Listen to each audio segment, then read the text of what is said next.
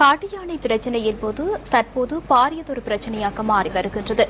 இதனால் நாட்டில் பல பகுதிகளில் உள்ள மக்கள் பல்வேறு அசௌகரியங்களை தொடர்ந்தும் எதிர்நோக்கி வருகின்றனர். காட்டு யானைகளின் பிரச்சினை தொடர்பில் நாம் பல்வேறு தடவைகள் சுட்டிக்காட்டிய போதிலும் சம்பந்தப்பட்ட அதிகாரிகள் இதற்கு உரிய தீர்வொன்றை இதுவரையில் வழங்காமை கவலைக்குரியதே.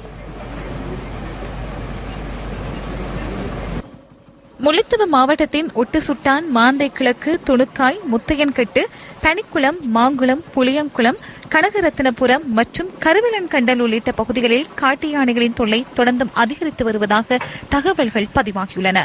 இந்த பகுதிகளில் வாழும் மக்கள் காட்டு யானைகளினால் உயிர் அச்சுறுத்தல்களை எதிர்கொண்டுள்ளதுடன் அவர்களின் வாழ்வாதாரம் பாதிக்கப்படும் அவல நிலையையும் எதிர்கொண்டுள்ளனர்.